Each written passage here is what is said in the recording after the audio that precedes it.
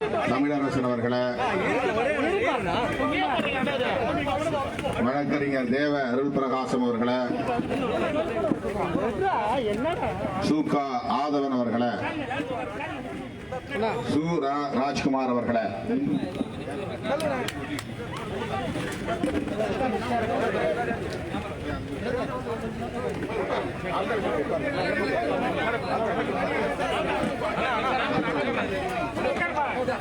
மற்றும் கட்சியின் மாநில பொறுப்பாளர்கள் சூகா விடுதலை செழியன் அவர்களே, வழக்கறிஞர் பார்வேந்தன் அவர்களே,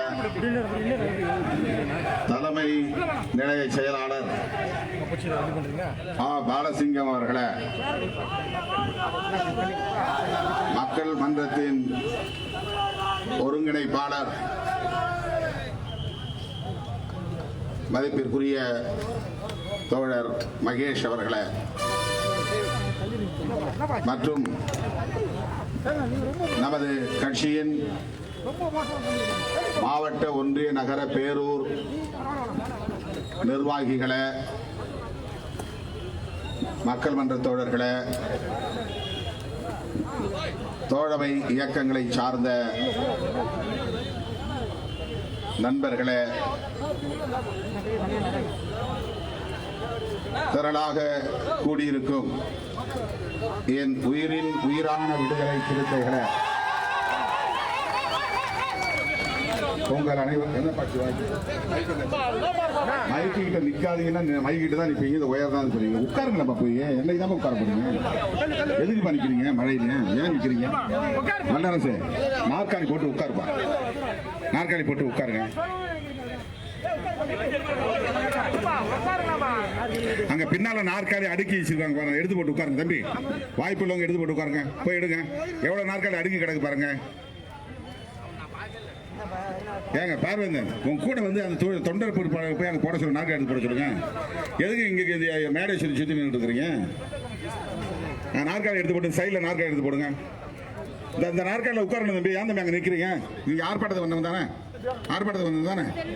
நம்ம வேடிக்கை பார்க்க வந்த மாதிரி நம்ம இருக்கிறீங்க. நாற்காலியில் உட்காருங்களாப்பா.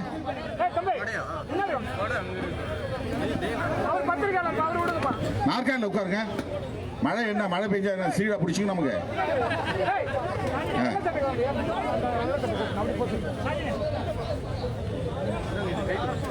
இந்த மேடையை சுத்தி யாரும் நிக்காதீங்க. உங்களுக்கு உட்கார விருப்பம் இல்லைன்னா நீங்க போங்க, வீட்டுக்கு போங்க.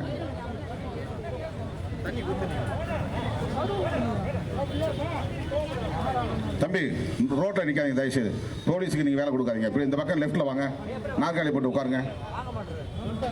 சும்மா அடுக்கி வச்சுக்க அந்த வாடகைக்கு கொடுக்குற வண்டி நாற்காலிக்கு வந்திருக்கிறவங்க நாற்காலி ரோட்டை அட்ஜஸ்ட் பண்ணி உட்காருங்க. இங்க இடையில சில நாற்காலி காலியா கிடக்கு பாருங்க, அட்ஜஸ்ட் பண்ணி தள்ளி உட்காருங்க. இடையில நாற்காலி காலியா விட்டுருங்க, பக்கத்தில் இருக்க தள்ளி உட்காருங்க, நாற்காலியில் உட்காருங்க.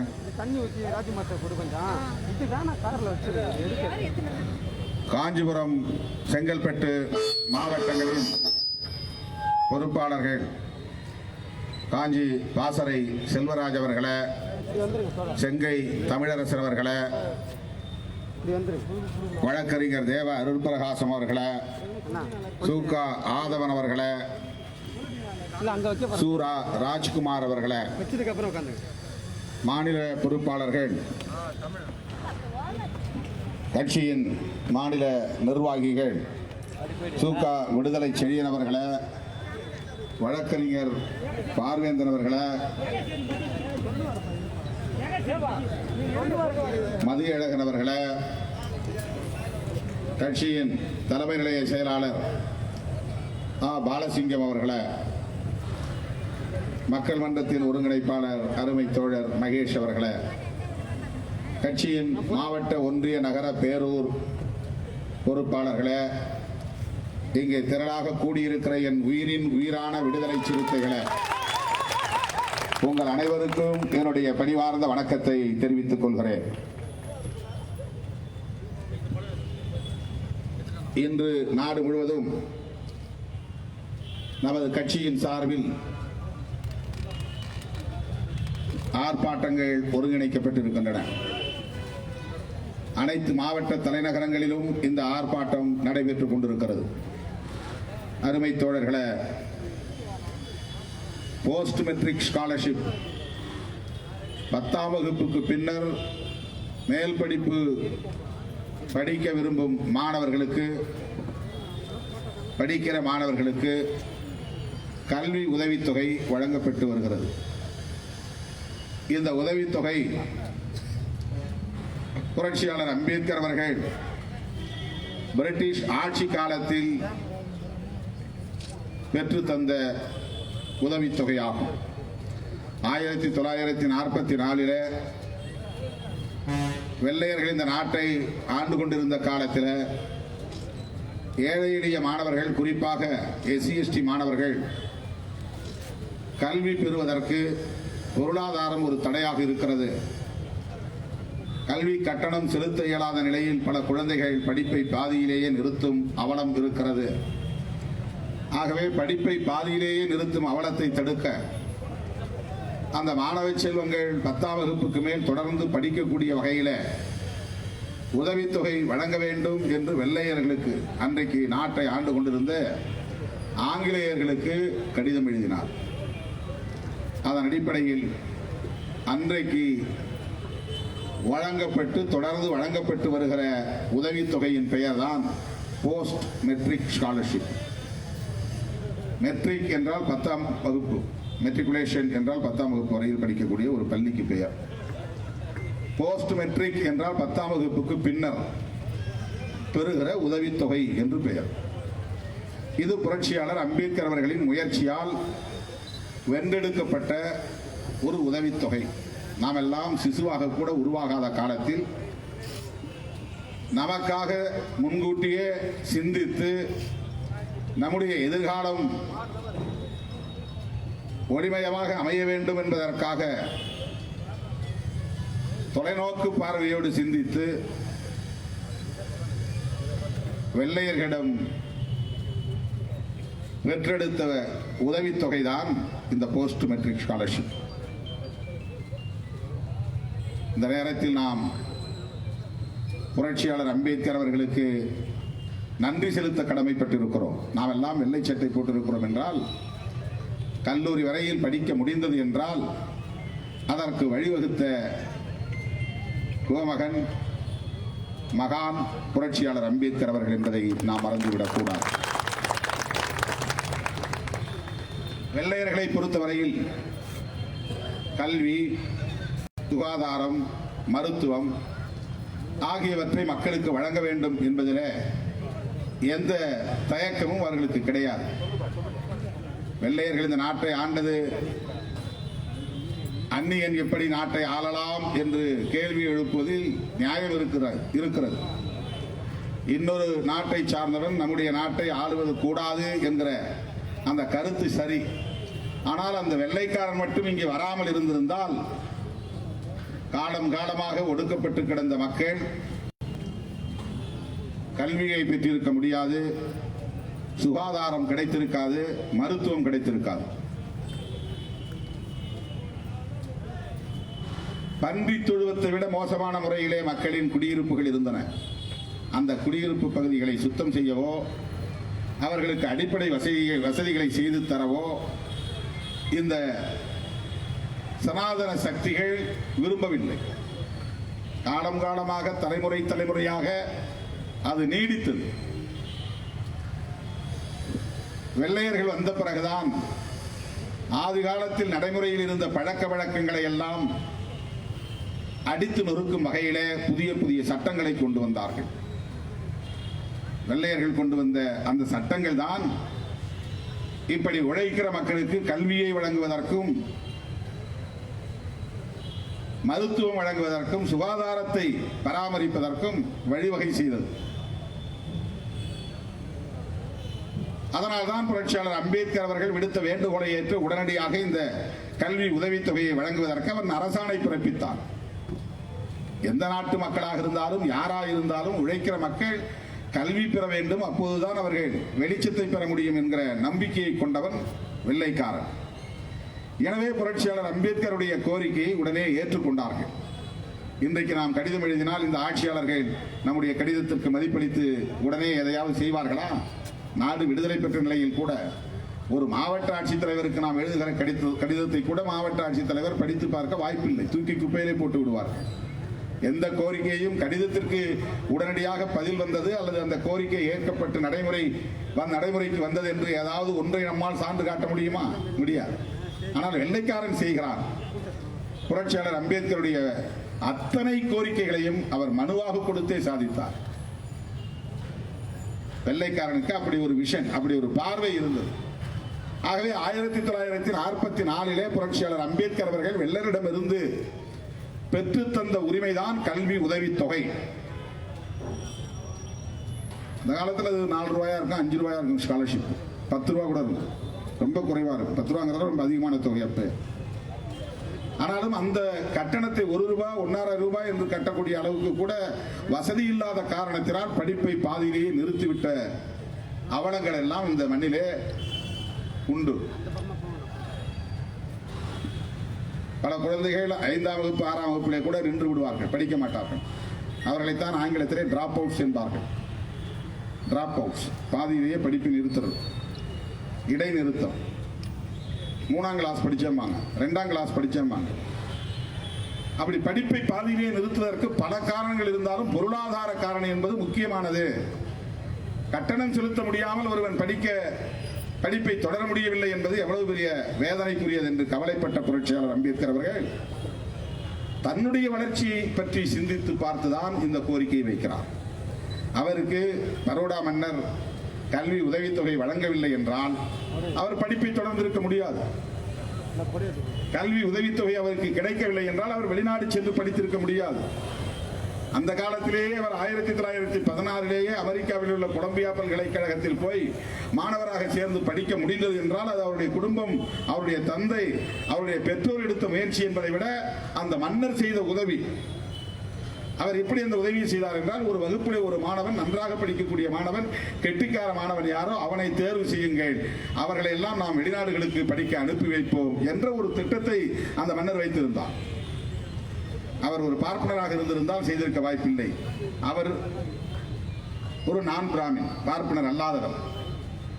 ஆகவே அவருக்கு கல்வி உதவித்தொகையை மற்றவர்களுக்கு, ஏழை எளிய மாணவர்களுக்கு தர வேண்டும் என்கிற ஒரு நல்லெண்ணம் இருந்த காரணத்தினால் புரட்சியாளர் அம்பேத்கருக்கு மட்டுமல்ல, நன்றாக படிக்கிற கெட்டிக்கார மாணவர்களுக்கெல்லாம் கல்வி உதவித்தொகையை தருவது என்கிற ஒரு ஸ்கீம், ஒரு திட்டத்தை வைத்திருந்தார். ஆனால் அதில் ஒரு நிபந்தனை, அவர்கள் படித்துவிட்டு வந்து மறுபடியும் தம்முடைய அலுவலகத்தில் தான் பணியாற்ற வேண்டும் என்கிற ஒப்பந்தத்தோடு அவர் படிக்க போனார். எப்படியோ அவருக்கு கல்வி உதவித்தொகை கிடைத்ததால் தான் படிக்க முடிந்தது. ஒருவேளை இந்த கல்வி உதவித்தொகை இல்லாமல் போயிருந்தால் நமக்கு ஒரு அம்பேத்கர் கிடைத்திருப்பாரா என்பதை தயவு கூர்ந்து எண்ணி பார்க்க வேண்டும் தோழர்களே. ஒரு அம்பேத்கர் கிடைக்காமலே போயிருந்திருப்பார். அவ்வளவு உயர்ந்த கல்வியை அம்பேத்கர் அவர்கள் பெற முடியாமல் போயிருப்பார். அவர் மட்டும் கல்வி பெறாமல் இருந்திருந்தால் இந்த சனாதன சக்திகளை விரட்டி அடிப்பதற்கு இந்த மண்ணிலே ஆள் கிடைத்திருக்க மாட்டார்கள்.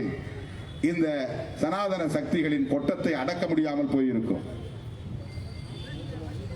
வெறும் சிலபஸ் பாடத்திட்டங்களை மட்டுமே படித்துவிட்டு மதிப்பெண்களை பெற்று உடனே அரசு வேலை வாய்ப்புக்கு போக வேண்டும் என்கிற சராசரி மாணவராக புரட்சியாளர் அம்பேத்கர் இல்லை. ஒரு படிப்புக்கும் ஒரு பாடத்திட்டம் இருக்கும், சிலபஸ் இருக்கும். தமிழ், ஆங்கிலம், கணிதம், அறிவியல், சமூக அறிவியல் படிக்கிறாங்க மாணவர்கள். அதில் போர்ஷன்ஸ் இருக்கும், அதுக்கு பேர் தான் சிலபஸ். அதை மட்டும் படிக்கிற சராசரி மாணவராக இல்லை புரட்சியாளர் அம்பேத்கர் அவர்கள். அவர் கல்லூரி மாணவராக சேர்ந்த காலத்திலேயே இந்தியாவில் சாதி எப்படி தோன்றியது என்று ஆராய்ச்சி செய்தவர். அதற்காக பல ஆயிரம் புத்தகங்களை படித்தவர். ஒரு நூல் நிலையத்திலேயே மூழ்கி கிடந்தவர். ஆயிரக்கணக்கான என்று சொல்வதை விட லட்சக்கணக்கான புத்தகங்களை படித்த ஒரே மனிதர், மாமனிதர் உலக அளவிலேயே புரட்சியாளர் அம்பேத்கர் அவர்கள் மட்டும்தான். அப்படி படித்ததன் விளைவாகத்தான் தோழர்களே இன்றைக்கு புதிய ஒரு இந்திய தேசம் உருவாகி வருகிறது. இந்த புதிய இந்திய தேசம் எப்படிப்பட்ட இந்தியாவாக உருவாகிறது என்றால், பழைய இந்தியாவை தகர்த்துவிட்டு ஒரு புதிய இந்தியா, ஜனநாயக இந்தியா உருவாவதற்கான அடித்தளத்தை அமைத்தவர் புரட்சியாளர் அம்பேத்கர் அவர்கள். அது என்ன அடித்தளம்? அதுதான் இந்திய அரசமைப்பு சட்டம் என்கிற அடித்தளம். இந்திய அரசமைப்பு சட்டம் நீங்கள் தெளிவாக புரிந்து கொள்ள வேண்டுமானால், இலகுவாக புரிந்து கொள்ள வேண்டுமானால் உங்களுக்கு நான் சொல்ல விரும்புகிறேன். மனுஸ்மிருதிக்கு எதிராக எழுதப்பட்ட ஒரு நூல் தான் இந்திய அரசமைப்பு சட்டம். அதுக்கு நேர் எதிரான ஒரு மாற்று சட்டம். இது ஆர்எஸ்எஸ் காரர்களுக்கு தெரியும், நமக்கு தான் தெரியவில்லை. நாம அவர் பெரிய படிப்பாளி, அவர் பெரிய சட்டமேதை, அவர் இந்தியாவுக்கு ஒரு அரசியல் சட்டத்தை எழுத கூடிய அளவுக்கு வல்லமை பெற்றவர் என்கிற அளவிலே மட்டும்தான் தெரிந்து வைத்திருக்கிறோம் தோழர்களே. ஆனால் இந்திய அரசமைப்பு சட்டம் என்பது மனுஸ்மிருதி என்கிற அந்த சட்டத்திற்கு நேர் எதிராக எழுதப்பட்ட ஒரு சட்டம். அதுவும் சட்டம் தான். கோட் ஆஃப் மனு என்றுதான் அதற்கு பொருளே, அதுக்கு பெயரே கோட் ஆஃப் மனு. மனுஸ்மிருதி என்று அழைக்கப்பட்டாலும் கூட அதற்கு பெயரே கோட் ஆஃப் மனு. கோட் என்றால் சட்டம், கோட் ஆஃப் மனு என்றால் மனு சட்டம். அந்த மனு சட்டம் என்ன சொன்னதோ அப்படித்தான் அன்றைய மன்னர்கள் ஆட்சி நடத்தினார்கள். அதன் அடிப்படையில் உருவானதுதான் இந்து சமூகம் என்பது. இன்றைக்கு ஊருக்கு ஊர் எடுத்துக்கொண்டால் தலித் குடியிருக்கிற இடம் தனியாக இருக்கும், மற்ற சாதிகள் குடியிருக்கிற இடம் தனியாக இருக்கும். இவர்களோடு சேர்ந்து வாழாமல் பார்ப்பனர்கள் குடியிருக்கிற இடம் தனியாக இருக்கும். அது அக்ரஹாரம், இது ஊர் தெரு, அது சேரி. இதை தாண்டி வண்ணார் தெரு தனியாக இருக்கும், முடித்திருத்துகிறவன் வீடு தனியாக இருக்கும். அந்த ஊர் தெருவிலே எடுத்துக்கொண்டால் ஒரு சாதிக்கு ஒரு தெரு, அவையெல்லாம் ஒன்னா கலந்து இருக்க மாட்டாங்க. இதெல்லாம் படையாட்சி தெரு, இதெல்லாம் கோனார் தெரு, இதெல்லாம் முதலியார் தெரு. ஒரு முதலியார் வீடு, ஒரு கோனார் வீடு, ஒரு செட்டியார் வீடு, ஒரு ரெட்டியார் வீடு எங்கேயுமே நீங்க பார்க்க முடியாது. இந்த மாதிரியான ஒரு வாழிடத்தை கட்டமைப்பதற்கு எது காரணம் என்றால் மனுஸ்மிருதி தான் காரணம், மனு சட்டம் தான் காரணம். அதை புரிந்து கொள்ள வேண்டும். மனு எங்க இருக்குன்னு கேட்கிறான் சில பேர். நடிகர்களாக இருந்தவர்களுக்கு அதெல்லாம் தெரியாது. அவர்களுக்கு ஸ்ரீதேவியை பற்றி கேட்டால் சொல்ல தெரியும், ஸ்ரீபிரியாவை பற்றி கேட்டால் சொல்ல தெரியும், அல்லது புதிதாக வருகிற நடிகைகளை பற்றி கேட்டால் சொல்ல தெரியும். யாரையும் நான் குறைத்து மதிப்பிடவில்லை. ஆனால் மனு எங்கே இருக்கிறது என்று ஒருவன் இந்தியாவில் இருந்து கேட்டால் அவனை போல ஒரு அறியாமையில் இருக்கிறவன் வேறு எவனும் இருக்க முடியாது. கடுமையாக சொல்ல வாய் வந்தது, நான் மாற்றிவிட்டேன். ஏன்னா மனுதான் இன்றைக்கு இந்திய சமூக கட்டமைப்பை உருவாக்குவதற்கு அடிப்படை காரணம். அதனால் தான் இன்றைக்கும் சாதி ஆணவ கொலைகள் நடக்கிறது. சாதி விட்டு சாதி திருமணம் செய்யக்கூடாது, சாதி கலப்பு ஏற்படக்கூடாது, மதம் விட்டு மதம் திருமணம் செய்யக்கூடாது, மத கலப்பு ஏற்பட்டு விடக்கூடாது, வர்ணம் விட்டு வர்ணம் திருமணம் செய்து கொள்ளக்கூடாது, வர்ண கலப்பு ஏற்பட்டு விடக்கூடாது, பார்ப்பன பெண்ணும் இன்னொரு வர்ணத்தை சார்ந்தவருடைய ஆணும் திருமணம் செய்து கொள்ளக்கூடாது, வர்ண கலப்பு ஏற்பட்டு விடக்கூடாது. அந்த மாதிரி நடந்தால் என்ன தண்டனை என்பதை எழுதி வைத்திருக்கிற சட்டம் தான் மனு சட்டம். மனு சட்டத்தின் அடிப்படையில் தான் திருமணம் இங்கே நடக்கிறது, மனு சட்டத்தின் அடிப்படையில் தான் ஈமச்சடங்கு நடக்கிறது, மனு சட்டத்தின் அடிப்படையில் தான் கலாச்சார நடவடிக்கைகள் அனைத்தும் இங்கே இருக்கின்றன. சாதிக்குள்ளே சாதிதான் திருமணம் செய்து கொள்ள வேண்டும் என்பது இன்றைக்கும் நடைமுறையில் இருக்கிறதா இல்லையா? அப்படி என்றால் மனு இருக்கிறது என்று பொருள். தனித்தனி வாழிடங்கள் இருக்கின்றனவா இல்லையா? இருக்கிறது. அப்படி என்றால் மனு இங்கே இன்னும் மனு சட்டம் தான் ஆளுகிறது என்று பொருள். தனித்தனியே சுடுகாடு இருக்கிறதா இல்லையா? அப்படி என்றால் மனு சட்டம் தான் இன்றைக்கும் இந்த நாட்டை ஆண்டு கொண்டிருக்கிறது என்று பொருள். விதவை மறுமணம் செய்யாமல் வீட்டிலேயே முடங்கி கிடக்க வேண்டும் என்கிற நிலை இன்றைக்கும் தொடர்கிறதா இல்லையா? அப்படி என்றால் மனு சட்டம் இங்கே இன்னும் நீடிக்கிறது என்று பொருள். விதவையாய் இருப்பவள் பொட்டு வைக்கக்கூடாது, பூ வைக்கக்கூடாது, வெள்ளைப்புடையை உடுத்த வேண்டும் என்கிற நடைமுறை இன்றைக்கும் நடைமுறையில் இருக்கிறதா இல்லையா? அப்படி என்றால் மனு சட்டம் இருக்கிறது என்று பொருள். விதவை மறுமணம் செய்யக்கூடாது. உடன்கட்டை ஏறுகிற வழக்கம் இருந்தது, மனு சட்டம் தான் சொல்லுகிறது. அந்த உடன்கட்டை ஏறுகிற வழக்கம், பாலியல் விவாகம் என்கிற வழக்கம் இன்றைக்கு ஒழிக்கப்பட்டு விட்டது என்றாலும் கூட வட இந்திய மாநிலங்களில் ஆங்காங்கே இருக்கத்தான் செய்கிறது. உடன்கட்டை ஏறுதல் என்றால் கணவன் செத்து போனா பொண்டாட்டி உயிரோடு இருந்தாலும் அந்த கட்டையிலேயே அவரையும் ஏற்றி கொடுத்து விடுவார்கள். ஏன்னா புருஷனுக்கு பின்னால பொண்டாட்டி அவருடைய மனைவி இங்க இருந்தா அவ உத்தமையா இருக்க வாய்ப்பு இல்லை, அவ பத்தினியா வாழ முடியாது. அதனால புருஷனோடவே சேர்ந்து அவளை கொளுத்திட்டா பத்தினியா வாழ்ந்து மறைந்தால், புருஷனுக்காகவே உயிர் துறந்தால் என்று அவளுக்கு சதிமாதா என்று கோயில் கட்டுவார்கள். அதனால்தான் சதி வழக்கம் என்று அதற்கு பெயர், சதி வழக்கம். இவை அனைத்தும் மனு தர்மம் இங்கே நிலைநாட்டியது தோழர்களே. இப்படி சொல்லிக்கொண்டே போகலாம். இந்து சமூகத்தின் ஒவ்வொரு அசைவிலும் மனு தர்மத்தின் ஆதிக்கம் மேலோங்கி இருக்கிறது. மனு சட்டத்தால் இங்கே ஆட்சி செய்து கொண்டிருக்கிறது. 1990 நாட்டை ஆளுவது சட்டமா சாதியமா என்கிற ஒரு பட்டிமன்றத்தை விடுதலை சிறுத்தைகளின் சார்பில் நடத்தினோம்.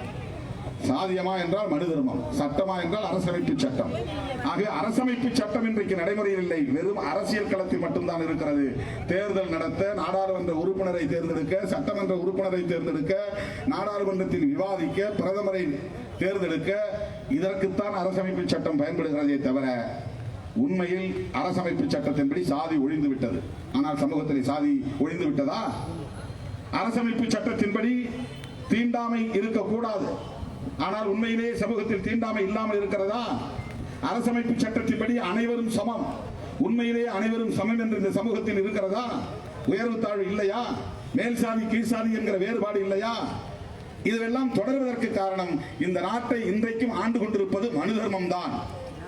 அந்த மனு தர்மம் என்கிற மனு நூலுக்கு எதிராக, மனு சட்டத்திற்கு எதிராக ஆழ்ந்து சிந்தித்து புரட்சியாளர் அம்பேத்கர் எழுதிய சட்டம் தான் அரசமைப்பு சட்டம்.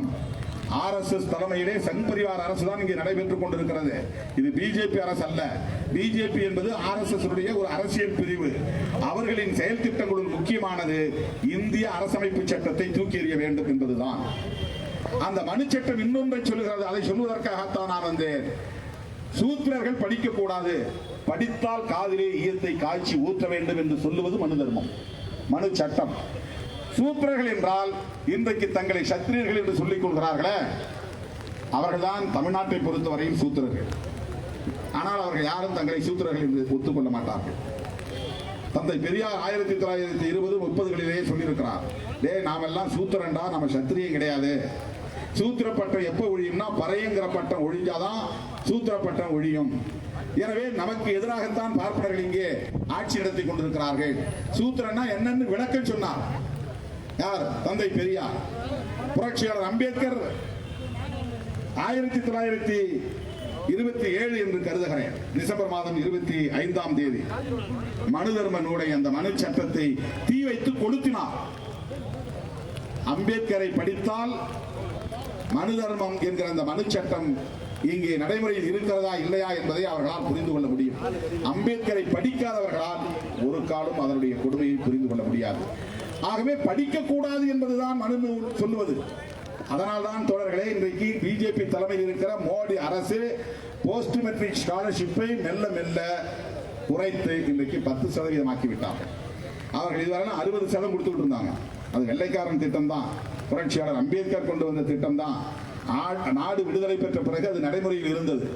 ஆனால் 60% மத்திய அரசாங்கமும் 40% மாநில அரசாங்கமும் இணைந்து கொடுத்து வந்த அந்த உதவி தொகையை இப்ப மத்திய அரசு என்ன பண்ணிட்டா, மோடி அரசு, நான் 10% தான் கொடுப்பேன். 10% 100க்கு 10 ரூபா, 1000க்கு 100 ரூபாய், 1 லட்சத்துக்கு 1000 ரூபாய், அதான் 10%.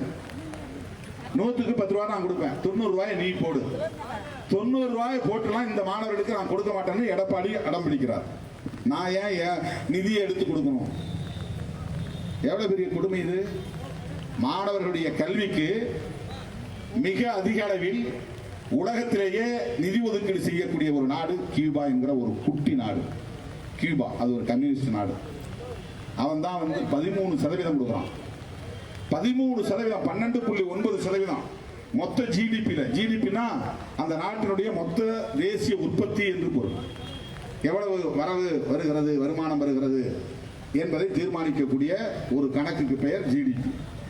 அதுல மொத்த வருவாயில, மொத்த உற்பத்தியில 13% கல்விக்கென்று ஒதுக்குகிற உலகத்திலேயே முதல் நாடு கியூபா. இந்தியாவில் எவ்வளவு ஒதுக்குறாங்க தெரியுமா? வெறும் 3%. 100க்கு 3 ரூபாய் கல்விக்கென்று. நான் சொல்றது வெறும் SC/ST கானது இல்ல, கல்வியை மேம்படுத்துவதற்கு அந்த 3% வச்சுதான் பிரைமரி ஸ்கூல் நடத்தணும், மிடில் ஸ்கூல் நடத்தணும், ஹை ஸ்கூல் நடத்தணும், ஹையர் செகண்டரி ஸ்கூல் நடத்தணும், யூனிவர்சிட்டி நடத்தணும், காலேஜஸ், மெடிக்கல் காலேஜ் நடத்தணும், என்ஜினியரிங் காலேஜ் நடத்தணும். எல்லாத்துக்கும் சேர்த்து இவங்க கொடுக்கிற நிதி வெறும் 3%. 100க்கு 3 ரூபாய், வெறும் 100க்கு 3 ரூபாய்.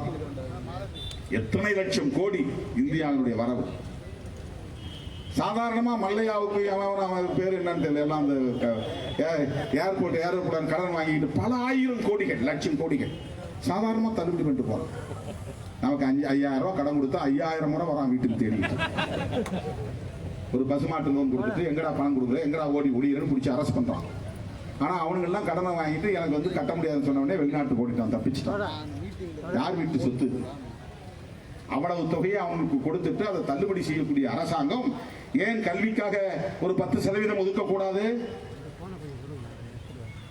உள்ளபடியே இந்த நாடு வல்லரசாக வேண்டுமானால், இந்த நாட்டில் உள்ள மக்கள் அனைவரும் அறிவுபூர்வமாக வளர வேண்டுமானால் நீ கல்விக்கல்லவா நிதி உதவி செய்ய வேண்டும், கூடுதலாக ஒதுக்கீடு செய்ய வேண்டும்.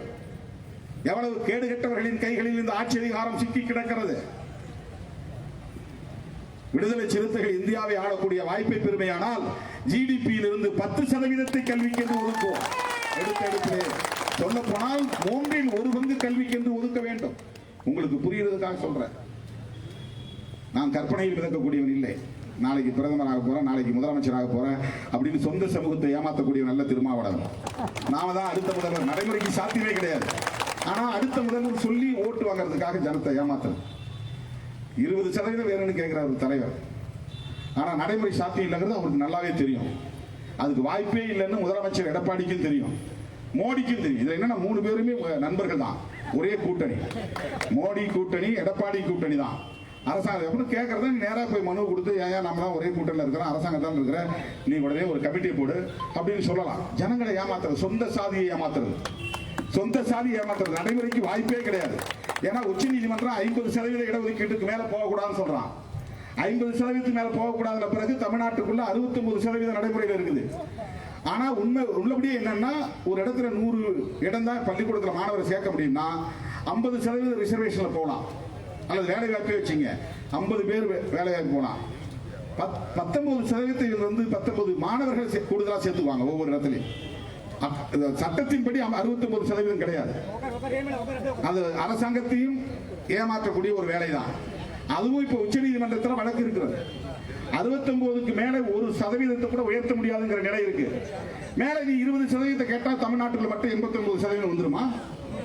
இவர் கேட்கிறார், ஐயா கேட்கிறார் அப்படின்ட்டு எடப்பாடி கொடுத்துட முடியுமா, அல்லது மோடி கொடுத்துட முடியுமா, அல்லது உச்ச நீதிமன்றம் கொடுத்துருமா? இது நடக்காதுங்கிறதே உங்களுக்கு தெரியும். ஆனா சொந்த சாதியை ஏமாத்தணும். பாரு, ஐயா நமக்காக வந்து குரல் கொடுக்கிறார் பாருங்க, போராடுறாரு பாருங்க. நடைமுறைக்கு சாத்தியமே கிடையாது. அது 69% இருந்து 20% 89% ஆச்சு. அப்புறம் எக்கனாமிக்கலி வீக்கர் செக்ஷனுக்கு 10%, 99% ஆச்சு. அப்ப உச்ச நீதிமன்றத்துடைய தீர்ப்புக்கு நீ மரியாதை கொடுக்க வேண்டாமா? அதை மீறி கொடுத்துட முடியுமா? அப்படி பார்த்தா இன்னைக்கு தமிழ்நாட்டுக்குள்ள தலித்துகளின் மக்கள் தொகை அவனுடைய ஸ்டேட்மெண்ட் பிரகாரம் 20.1% கொடுக்கணும் இடஒதுக்கீடு. போன 2011 சென்சஸ் படி பார்த்தா நீ 19 தான் கொடுக்குற. இன்னும் 1% 2% உயர்த்தி கொடுக்கணும். நடைமுறைக்கு சாத்தியம் இல்லாத ஒரு கோரிக்கையை வைக்கிறார்கள் என்றால் சொந்த சமூகத்தை ஏமாற்றுவதற்கான முயற்சி. சொந்த சமூகத்தை ஏமாற்றுவதற்கான முயற்சி. இப்படி சொல்லிக்கொண்டே போகலாம். ஆகவே இந்த உதவித்தொகையை அவர்கள் நிறுத்துவதற்கு என்ன காரணம்? எடப்பாடியும் தர முடியாதுங்கிறார், மோடியும் தர முடியாதுங்கிறார். நாங்க போய் நிர்மலா சீதாராமன், நானும் ரவிக்குமாரும் போய் மனு கொடுத்தோம். உடனே செய்யறங்க, இது முக்கியமான கோரிக்கை அப்படின்னாங்க.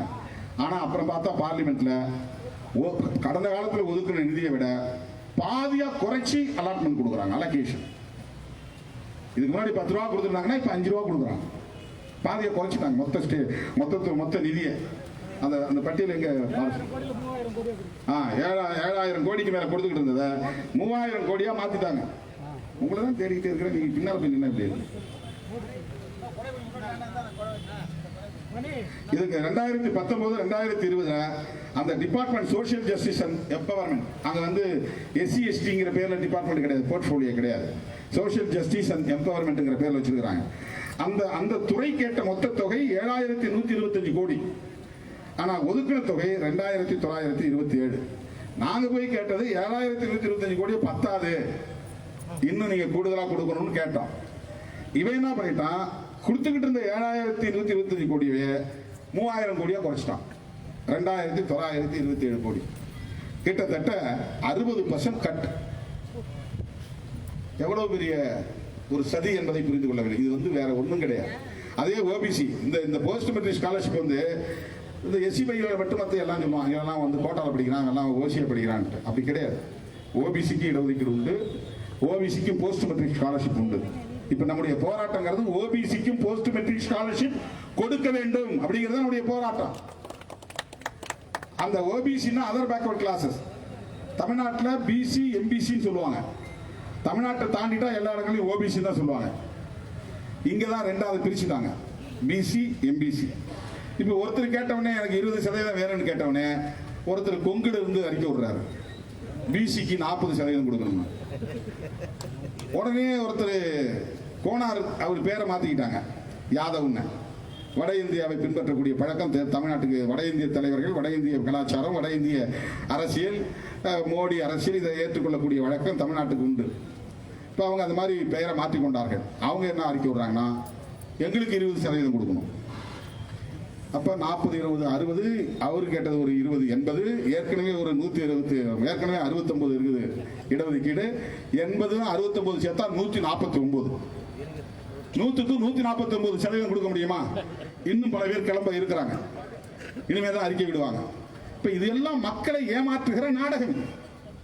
இது பேர் தான் அரசியல். மக்களை ஏமாற்றுகிற நாடகம். நடைமுறை சாத்தியமே கிடையாது. ஓட்டுக்காக இத்தனை வருஷம் ஆளுங்கட்சி கூட்டணியில் இருந்தவர் அன்னைக்கு கேட்டுக்கலாம், சாத்தியம் கிடையாது. இப்ப நாம கேட்ட ஓபிசி, இதுவரையிலும் ஓபிசிக்கு போஸ்ட் மெட்ரிக் ஸ்காலர்ஷிப் வேணும்னு ஓபிசிக்குன்னு சங்கம் வச்சு கூட யாரும் கேட்கல. ஆரம்பத்திலிருந்து விடுதலை சிறுத்தைகள் கட்சி தான் கேட்டுட்டு இருக்கு. நாம அறிக்கை வெளியிட்டோம், அதன் பிறகு திமுகவும் அறிக்கை வெளியிட்டோம். மற்ற கட்சிகள் யாருமே இதை கண்டுக்கல. அது ஏன்னு நமக்கும் தெரியும். மாணவருடைய எதிர்காலம் பாழ்படுவது எவ்வளவு பெரிய பாதிப்பை ஏற்படுத்தும். நான் என்னுடைய வாழ்க்கையை ஒரு உதாரணத்துக்கு சொல்லுவேன். நான் 6வது படிக்கும்போது 25-30 பேர் இருந்தாங்க. 7வது படிக்கும்போது 10 பேர் ஆயிட்டாங்க. 8வது படிக்கும்போது 3 பேர் ஆயிட்டோம். இந்த டிராப் அவுட்ஸ் எப்படி நடக்குது பாருங்க. என்ன காரணத்தினால படிப்பை பாதியில் நிறுத்துறாங்கன்னு நமக்கு தெரியாது. பொருளாதாரமும் ஒரு காரணமா இருக்கலாம், ஆனா வேறு சில காரணங்களும் உண்டு. 8வது படிக்கும்போது 3 பேர், அதுல 2 பேர் பெண்கள், ஒரே ஒரு பையன், நான் மட்டும்தான். ஒரு பெண்ணு அரையாண்டு தேர்வுக்கே வரல. ஏன் வரலன்னு கேட்டா அது பருவத்துக்கு வந்துருச்சான். பருவத்துக்கு வர்றதுங்கிறது இயற்கையானதுதான். பருவத்துக்கு வந்தா பள்ளிக்கூடத்துக்கு அனுப்பக்கூடாதுங்கிற புத்தியை எது உருவாக்குனதுன்னா மனுஸ்மிருதி தான் உருவாக்குச்சு. பிள்ளைகள் எல்லாம் பொம்பளை பிள்ளைங்களை படிக்க வைக்க கூடாது, ஆம்பளைங்களோட சேர விடக்கூடாது, அதெல்லாம் பள்ளிக்கூடத்துக்கு அனுப்புனா காலேஜுக்கு போனா அப்புறம் அவங்க எல்லாம் நடத்தை கெட்டு போயிடும். இந்த பயத்தை உருவாக்குனது மனுஸ்மிருதி தான். இதை யாராவது மறுக்க முடியுமா? அப்ப ஒரு குழந்தையுடைய எதிர்காலம், நல்ல பள்ளிக்கூடத்தில் வகுப்புல நன்றாக படிக்கக்கூடிய பெண்மணி, ஒரு பாப்பா, அது பருவத்துக்கு வந்ததால் நிறுத்திட்டாங்க. அப்புறம் 2 பேர் ஆகிட்டோம். 3 பேர் அரையாண்டு தேர்வில் 2 பேர் ஆகிட்டோம். அப்புறம் முழாண்டு தேர்வில் 2 பேரும் எழுதி பாஸ் பண்ணோம். அதுக்கு உடனே கல்யாணம் பண்ணி கொடுத்துட்டாங்க. அதுல தப்புனது நான் ஒரு ஆள் தான். அப்புறம் 9வது, 10வது, 11வது. அதனால்தான் இன்னைக்கு சனாதனத்தை கேள்வி எழுப்பக்கூடிய ஒருவனாக நான் உங்கள் முன்னால் நின்று கொண்டிருக்கிறேன். ஒருவேளை நான் படிக்காம இருந்திருந்தா, எனக்கும் பாதியிலே படிப்பை பாதியிலே நிறுத்திருந்தா, நான் யாருக்காவது ஆடு மாடு மேய்ச்சி இருந்திருப்பேன். ஒரு கொத்தடிமை வேலை செய்யக்கூடியவனாகத்தான் மாறி இருப்பேன். சனாதன சக்திகளை புரிந்து கொள்ளக்கூடிய ஒரு வல்லமை கிடைத்திருக்கிறது என்றால் தொடர்ந்து படித்ததன் விளைவாகத்தான். அப்ப ஸ்கூல்ல ஹை ஸ்கூல் போகும்போது ஸ்காலர்ஷிப் கொடுக்குறான், ஹாஸ்டலுக்கு அவனே பணம் கட்டுறான். அதை முடிச்ச பிறகு நான் மெட்ராஸ் படிக்கிற துணிச்சல் எனக்கு வருதுன்னா அதுக்கு எது காரணம்? ஸ்காலர்ஷிப் இருந்ததுதான். புரட்சியாளர் அம்பேத்கர் பெற்று தந்த இந்த உதவித்தொகை இருந்ததால் தான். சரி, மெட்ராஸ் போய் அதுவும் பெரிய பெரிய பணக்கார பிள்ளைகள் படித்த, வெள்ளைக்காரர்கள் படித்த, செல்வந்தர் வீட்டு குழந்தைகள் படித்த மாநில கல்லூரியில் மாணவனாக திருமாவளவனால் சேர முடிந்தது என்றால் அங்கே கல்வி கட்டணத்தை கட்டுவதற்கு புரட்சியாளர் அம்பேத்கர் வழிவகுத்து தந்தார். அதனால் தான் படிக்க முடியும். ஆகவே ஓபிசி மாணவர்களுக்கு அந்த துறை, சோசியல் ஜஸ்டிஸ் அண்ட் எம்பவர்மெண்ட் துறை கேட்ட தொகை 2500 கோடி. ஆனா அவன் அலோகேட் பண்ணது 1360 கோடி தான். அதுக்கு எவ்வளவு அவன் கட் பண்ணிட்டான்னா 54%, 54% கட் பண்ணிட்டான். இதை ஏன் செய்யறான்? மோடி அரசாங்கம் ஏன் செய்யுது? அந்த கல்வித்துறை ஏன் செய்யுதுன்னா, அடிப்படையில் இந்த உழைக்கிற மக்களுக்கு கல்வியை தரக்கூடாது என்று சொல்லுவது மனு தர்மம், மனு நீதி, மனு சட்டம், மனுஸ்மிருதி. கல்வியை கொடுக்காதயா, அவன் படிச்சு வந்தான்னா இந்த சோசியல் ஆர்டர் மாறி போயிடும். சோசியல் ஆர்டர் மாறி போயிடும். இல்லைன்னா இந்த தெருவில் நீ வந்து சங்கரமடம் இருக்கக்கூடிய தெருவில் கூட்டம் போட முடியுமா? காஞ்சிபுரத்தில் நடக்க முடியுமா? பறையடிக்க முடியுமா? இந்த தெருவில் நின்று நீ மாட்டுக்கறி திங்க முடியுமா? போலீஸ் விடுவானா? இந்த மாற்றத்தை ஏற்படுத்தியது புரட்சியாளர் அம்பேத்கர் எழுதிய அரசமைப்பு சட்டம். எவனும் கேட்க முடியாது. உனக்கு இருக்கிற உரிமை எனக்கு இருக்குன்னு சொல்லுவதற்கு இந்த துணிச்சலை தந்தது புரட்சியாளர் அம்பேத்கர் எழுதிய அரசமைப்பு சட்டம். உரிமையை பற்றி பேசுகிற துணிச்சலை தந்தது. அப்ப படிக்க கூடாது. யார் யார் படிக்க கூடாது? எஸ்சி எஸ்டி மட்டுமல்ல, ஓபிசி மாணவர்களே படிக்க கூடாது என்பதுதான் RSS உடைய திட்டம், சங் பரிவார்களின் திட்டம். அதுதான் மோடி, அமித்ஷா கும்பலின் திட்டம். அதனால்தான் அங்க எரியறதை இழுத்தா கொதிக்கிறது அடங்குங்கிற மாதிரி, கொடுக்கறத நிறுத்தினா படிக்கிறத நிறுத்த முடியும்னு அவன் கணக்கு போடுறான். டிராப் அவுட்ஸ், அந்த இடைநிறுத்தத்தை, அந்த சதவிகிதத்தை பெருக்குவதற்கான முயற்சி.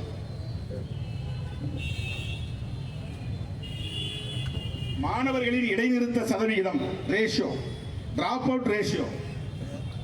ஒரே உதாரணத்துக்கு எஸ்டி மாணவர்கள் படிச்சிருந்தா இவன் நிறுத்தினதுனால 2016 இருந்து 2017 அவன் படிச்சிருந்தது மொத்தம் 2.03 மில்லியன். 1 மில்லியன்னா 10 லட்சம், 2 மில்லியன்னா 20 லட்சம். பழங்குடி மாணவர்கள் 16-17 கல்வியாண்டுல 20 லட்சம் மாணவர்கள் வந்து பயன்பெற்றாங்க. 2017-18 இவன் கட் பண்ண இவனுடைய உதவித்தொகை நிறுத்த கொஞ்சம் கொஞ்சமா குறைச்சிட்டு வந்ததுனால அவர்கள் படிப்பினுடைய மாணவர்கள் சதவீதம் 1.86 மாறி போச்சு. அதாவது 18 லட்சமா மாறி போச்சு, 20 லட்சமா. இப்ப கிட்டத்தட்ட 2-2.5 லட்சம் பேர் படிப்பை பாதியிலே நிறுத்தினான் ஒரே வருஷத்துல. அந்த 2.5 லட்சம் பேருடைய எதிர்காலம் என்ன ஆகும் யோசிச்சு பாருங்க. ஒரு வருஷத்துக்கு அப்படி 2.5 லட்சம் பேர், 3 லட்சம் பேர் படிப்பை பாதியிலே நிறுத்தக்கூடிய நிலை வந்தால் நீ என்ன வேலைக்கு போகணும்? விவசாயத்தை தான் போகணும். உன்னுடைய குலத்தொழில் தான் நீ நோக்கி போகும். அது குலத்தொழிலை இங்கே நிறுவ வேண்டும், அதுதான் நோக்கம். அதுதான் நேஷனல் எஜுகேஷன் பாலிசி கொண்டு வந்திருக்கிறோம், தேசிய கல்விக் கொள்கை. சமூக நீதியை குழி தோண்டி புதைக்க வேண்டும். ரிசர்வேஷன் கூடாது, நேரடியாக அவனால் சொல்ல முடியாது. நேரடியாக சொல்ல முடியாதனால எஜுகேஷன் பாலிசி தான் கொண்டு வரான். அப்புறம் பொருளாதாரத்தில் பொருளாதாரத்தில் நலிவடைந்த பிரிவினருக்கு இடஒதுக்கீடு. இடஒதுக்கீடுங்கிறது பேஸ்ட் ஆன் சோசியல் ஜஸ்டிஸ், சமூக நீதி அடிப்படையில் தான் இது வருது.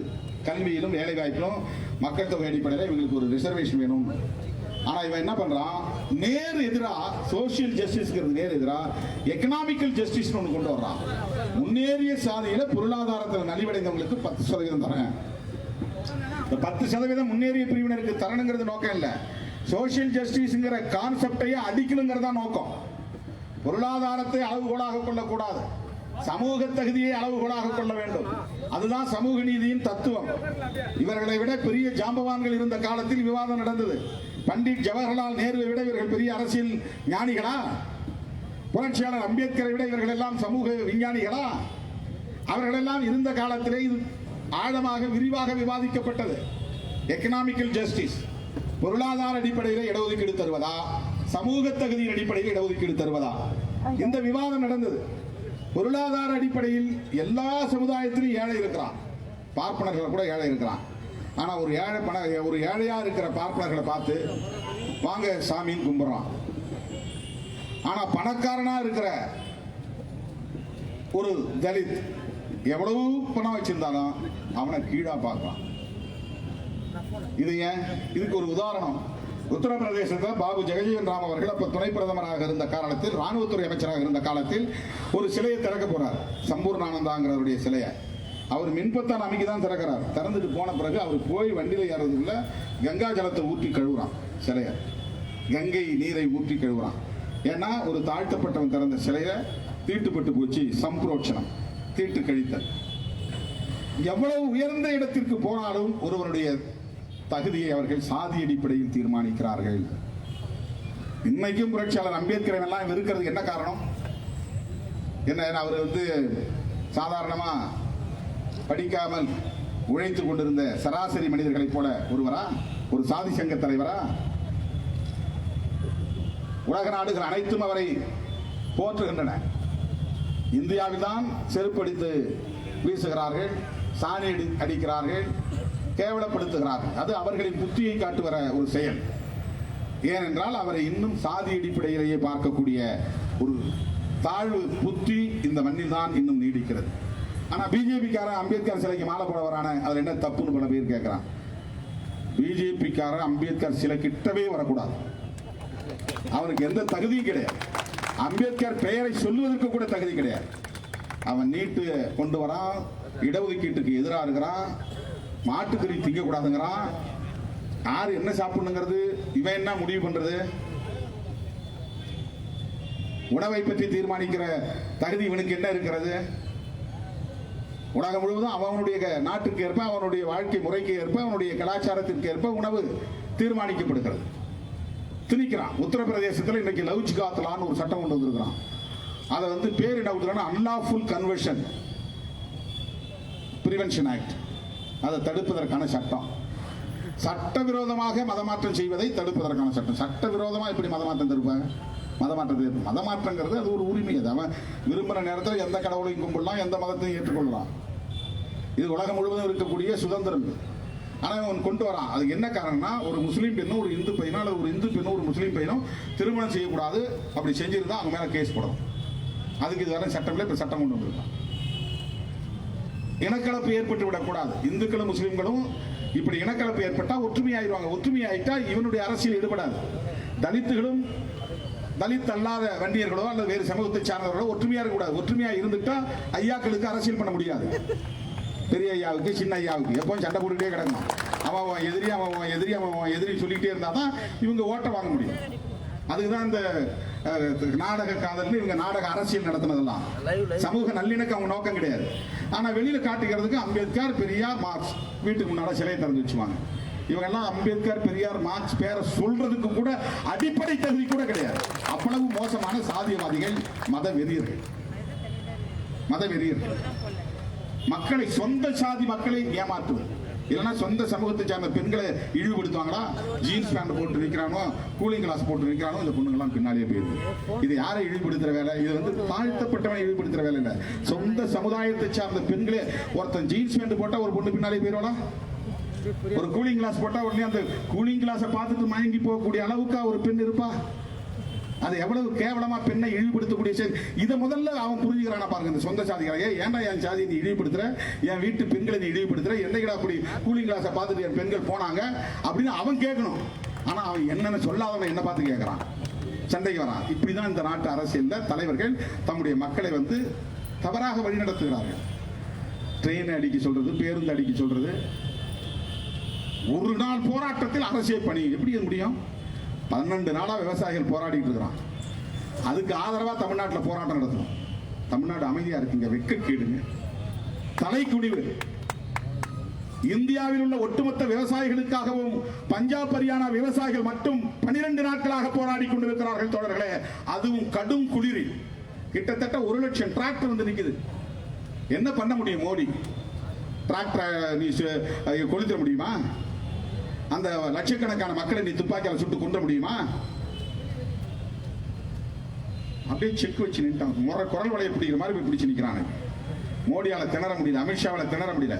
ஒரே கோரிக்கை தான், எந்த கண்டிஷனும் கிடையாது. வேளாண்மை சட்டம் 3 சட்டமா 3 சட்டத்தையும் திரும்ப பெறு. மின்சார சட்டத்தை திரும்ப பெறு. நோ காம்ப்ரமைஸ் சட்டம். உண்ட எந்த சமரசத்துக்கும் இடம் கிடையாது. நீ கொண்டு வந்திருக்கிற இந்த 3 சட்டமும், மின்சார திருத்த சட்டமும் விவசாயத்தையே பாழாக்கக்கூடிய சட்டம், விவசாயிகளை வந்து கார்பரேட்டுகளுக்கு தாரை வார்க்கக்கூடிய சட்டம். இதை எதிர்த்து போராடாம இங்க இருக்கிற சங்கிகளும் இங்க இருக்கிற மூடர்களும் திருமாவளவனை எதிர்த்து போராடிட்டு இருக்கானா, இவன் லெவல் என்னன்னு யோசிச்சு பாருங்க. இவனுடைய லெவல் என்னன்னு பாருங்க. எவ்வளவு கீழ்த்தரமா அவன் சிந்திக்கிறான், அவன் எவ்வளவு முற்போக்கா சிந்திக்கிறான் பாருங்க. இந்தியாவில் வேற எந்த நாட்டு எந்த மாநிலத்து விவசாயம் வந்து நிக்கலங்க. பஞ்சாப், ஹரியானா, உத்தரப்பிரதேசம் 3 மாநிலத்துக்காரன் இந்தியா முழுவதும் இருக்கக்கூடிய ஒட்டுமொத்த விவசாயிகளுக்காகவும் போராடி கொண்டிருக்கிறான். சோறு, டீ எது நீ கொடுத்தா சாப்பிட மாட்டாங்கிறான். மானம் உள்ள தன்னுடைய போராட்டம் வெற்றி பெற வேண்டும். பேச்சுவார்த்தை கூப்பிடுறா வரேன், நீ கொடுக்குற டீ குடிக்க மாட்டேன், நீ கொடுக்குற உணவை சாப்பிட மாட்டேன்.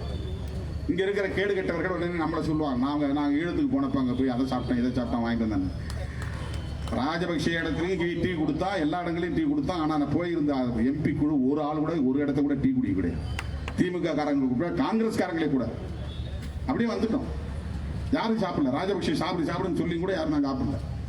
இல்லைங்க சாப்பிட்டோம், வந்துட்டோம், போதும், தேங்க்ஸ் சொல்லிட்டு வெளியே வந்து அப்படி இன்றைக்கு விவசாயிகள் பேச்சுவார்த்தைக்கு அழைத்த இடத்துல அவர்கள் கொடுத்த உணவை கூட சாப்பிடாமல் அவர்களே எடுத்துக்கொண்டு போன உணவை சாப்பிட்டு விட்டு பேச்சுவார்த்தை நடத்திட்டு வந்திருக்கிறாங்க. தமிழ்நாடு இந்நேரம் கொந்தளித்து இருக்க வேண்டாமா? விவசாய சங்கங்கள் அல்லது ஒவ்வொரு கட்சியிலும் இருக்கக்கூடிய விவசாயிகள் வீதிக்கு வந்திருக்க வேண்டாமா? அவன் கொரோனாவை பற்றி கவலைப்பட்டானா? 12 நாள் ஒரே இடத்துல ஒட்டுமொத்த புதுதில்லியும் இன்றைக்கு திணறி போய் கிடக்கிறது, முடங்கி போய் கிடக்கிறது, அப்படியே பேரலைஸ் ஆகி கிடக்குது. ஒரு தேசத்தின் தலைநகரம் இன்றைக்கு முற்றுகைக்கு ஆட்பட்டு கிடக்கிறது. விவசாயிகள் அப்படி ஒரு யுக புரட்சி நடத்தி கொண்டிருக்கிறார்கள். கனடா நாட்டு பிரதமர் ஆதரிக்கிறான். உடனே இவர் நோட்டீஸ் அனுப்புறாரு, சம்மன். இவர் அனுப்புன உடனே அவர் பயந்து உடையந்து காலில் மண்டிட்டு விழுந்த மாதிரி. இது எவ்வளவு பெரிய நகைச்சுவை பாருங்க. உன் நாட்டு விவகாரத்தில் தலையிடக்கூடாதுன்னா நீ ஏன் ஈழத்து விவகாரத்தில் தலையிடுற? இந்திய நாட்டு விவகாரத்தில் கனடா நாட்டு பிரதமர் தலையிடக்கூடாதுன்னா நீ எதுக்காக இலங்கை விவகாரத்தில் தலையிடுற? உனக்கு என்ன தார்மீக உரிமை இருக்கிறது அப்படின்னு கேட்க மாட்டானா யாரும்? மிக மோசமான சக்திகளின் கைகளில் இந்த ஆட்சி அதிகாரம் போய் சிக்கி கிடக்கிறது. தோழர்களே, இந்த 6 ஆண்டு காலத்தில் RSS அஜெண்டாவை அவர்கள் நடைமுறைப்படுத்திக் கொண்டிருக்கிறார்கள். உங்களுக்கு ஒன்றை நான் சொல்லுகிறேன், அவர்கள் வெறும் சராசரி அரசியல்வாதிகள் அல்ல. மனு தர்மம் என்கிற அந்த மனுஸ்மிருதியை நடைமுறைப்படுத்துவதற்காக உறுதியேற்றுக் கொண்ட சனாதன சக்திகள். சனாதனம் என்றால் பிறப்பின் அடிப்படையில் உயர்வு தாழ்வு உண்டு என்று சொல்லுகிற தத்துவம். அக்ரஹாரத்தில் இருப்பவன் எல்லோருக்கும் மேலான உயர்ந்தவன். அக்ரஹாரத்தில் பிறந்தாலே அவன் நோஞ்சானா இருக்கலாம், முட்டாளா இருக்கலாம், மூடனா இருக்கலாம், அவன் எந்த தகுதியும் அற்றவனாக கூட இருக்கலாம். ஆனால் அவன் பிறப்பால் உயர்ந்தவன். நீ எவ்வளவு வல்லமை பெற்றவனாக இருந்தாலும் நீ பிறப்பால் தாழ்ந்தவன். இது வர்ணாசிரமத்தை ஏற்றுக்கொண்டவர்களுக்கு மட்டும் பொருந்துகிற தத்துவம். அது வர்ணாசிரமத்தை எதிர்த்தவர்கள் யார் என்றால் அவர்கள் தான் பஞ்சமர்கள், அவர்கள் தான் இன்றைய தலித்துகள். இவங்க அடிநிலையில் கிடக்கிற சாதிகள் இல்லை, எதிர்நிலையில் இருக்கிற சாதி. அடிநிலைங்கிறது 5ஆம் சாதி, 4 வரதுக்கு கீழே 5வது வர்ணம். இது 4 பேர் ஒரு பக்கத்தில் நிற்கிறான், ஒருத்த மட்டும் தனியா நிற்கிறான் எதிர்த்து. வா மோதி பார்க்கலாம் என்று. அவன் தான் இந்த மண்ணில் பஞ்சமர்களாக அழைக்கப்பட்டான், காந்தியால் அரிஜன் என்று அழைக்கப்பட்டான், வெள்ளையர்களால் ஷெட்யூல் காஸ்ட் என்று அழைக்கப்பட்டான். இன்றைக்கு உலகம் முழுவதும் தலித் என்கிற பெயரால் அழைக்கப்படுகிறான். இவன் அடிநிலை சாதி அல்ல, எதிர்நிலை சாதி. எதிர்த்திருக்கிறான், வா மோதும். பிஜேபியா விசிகேவா பார்ப்போம் வா என்று நாம் இன்றைக்கு சவால் விடுகிறோம் என்று சொன்னால், சனாதனமா அரசமைப்பு சட்டமா வா மோதி பார்ப்போம் என்று நாம் இன்றைக்கு உரத்து குரல் எழுப்புகிறோம் என்றால் அதற்கு காரணம் இந்த ரத்தத்தில் ஓடுகிற ஜீன், இந்த குருதியில் இருக்கிற சாதியற்ற தன்மை, சாதி வேண்டாம் என்கிற தன்மை, சாதி பெருமிதம் பேசாதவர்கள். சாதியை ஒருவன் தன்னை சூத்திரனாக யார் பாசுகின்ற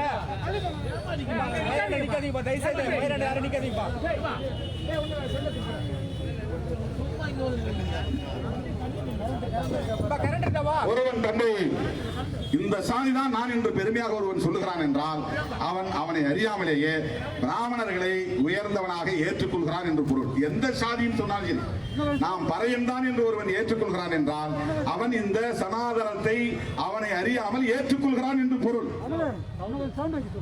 எந்த சாதியான நான் படையாட்சி தான் அப்படி சொல்றது எனக்கு பெருமை இருக்குன்னா பிராமணனை நான் மேல் சாதிக்காரனாக ஏற்றுக்கொண்டேன் என்று பொருள். எனக்கு மேலானவன் என்னுடைய எஜமானன் அவன் தான், அவன் சொல்லுகிறபடி நான் கேட்பேன், அவனுக்கு நான் அடிமையாக இருப்பேன், அவனுக்கு நான் தொண்டு செய்வேன் என்று பொருள். சாதி கூடாது என்று சொல்லுகிறவன் தான், எதிர்நிலையில் நின்று பேசுகிறவன் தான் சனாதனத்தின் எதிரி, மனு தர்மத்தின் எதிரி. அதில் உறுதியாக நின்ற ஒரு தலைவர், போராளி தலைவர், புரட்சியாளர் அம்பேத்கர் அவர்கள். இப்போ 1920களில் கொடுக்கிறார். அப்பெல்லாம் நம்மளாம் பிறக்கவே கிடையாது. மனநூலை எரிக்கிறார். அதுக்கு நீ பதில் சொல்லி, ஏன் அம்பேத்கர் மனநூலை எரிச்சார்?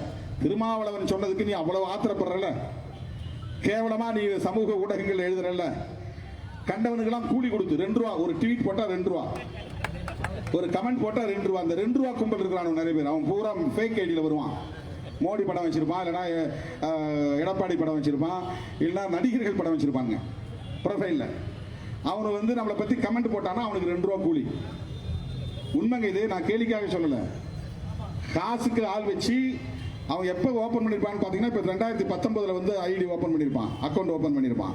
2020 அக்கௌண்ட் ஓப்பன் பண்ணியிருப்பான். இதுக்காக ஓப்பன் பண்ணிட்டு இந்த வேலை முடிஞ்ச பிறகு போயிடுவான். அவங்கள வச்சுட்டு எழுதுறாங்க. இப்போ இந்த நிறைய பேர் நடிகர்கள்லாம் போகிறாங்கல்ல, இதெல்லாம் அப்படி தான் அவங்களுக்கு பேசி தான் இவ்வளவு இத்தனை லட்சம் இத்தனை வேலைகள் இங்கே செய்யணுங்கிற கணக்கு பண்ணி தான் அழைச்சிட்டு போகிறாங்க. மிரட்டி தான் நம்ம நண்பர் ரஜினிகாந்தியை கட்சியை தொடங்க சொல்லியிருக்கிறாங்க.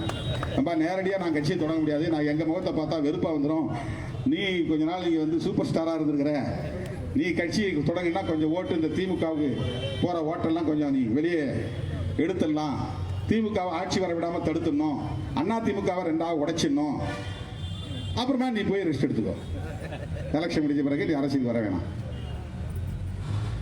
நான் இதை வந்து இட்டுக்கட்டிலாம் பேசலாங்க, இதுதான் நடந்துட்டு இருக்கு.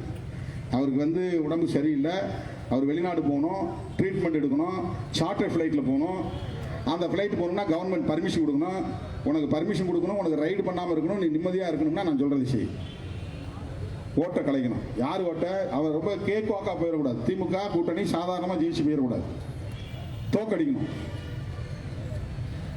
திமுகவா பிஜேபியானு இந்த தேர்தலே கொண்டு வந்துடணும். இபிஎஸ் ஓபிஎஸ் யாரையாவது ரெண்டா உடைச்சி ஓபிஎஸ் சேர்த்துக்கணும் கூட்டணியில். இதெல்லாம் பாருங்க நடக்க போதா இல்லையான்னு பாருங்க. ஓபிஎஸ் வந்து நேராக ரஜினியோட போய் கூட்டணி வச்சுவார். ஏன்னா அவர் கட்சி தொடங்குறதுக்கு முன்னாடியே அவர் அறிவிச்சதுமே ரஜினியோடு எது வேண்டுமானாலும் எப்படி நடக்கலாம் அரசியலில் அவரோடு கூட்டணியும் அமையலாம்னு சொல்றாரு. இது எப்படி சாத்தியம்? இவங்க வந்து ஏற்கனவே எடப்பாடி தான் முதலமைச்சர் வேட்பாளர்னு அறிவிச்சிட்டாரு. இவர் ரஜினி கட்சி தொடங்கினா எடப்பாடி முதலமைச்சருங்க ஒரு தேர்தல் பிரச்சாரம் பண்ணுவார். அப்போ எடப்பாடிக்கு எதிராக இன்னொரு கட்சி தொடங்கப்படுகிறது.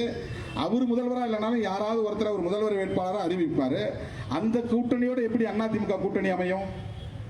ஓபிஎஸ் அணி தான் அமைச்சிக்க முடியும், அதிமுக கூட்டணி அமைக்க முடியாது. இதெல்லாம் ஏற்கனவே பேசப்பட்ட நிலை.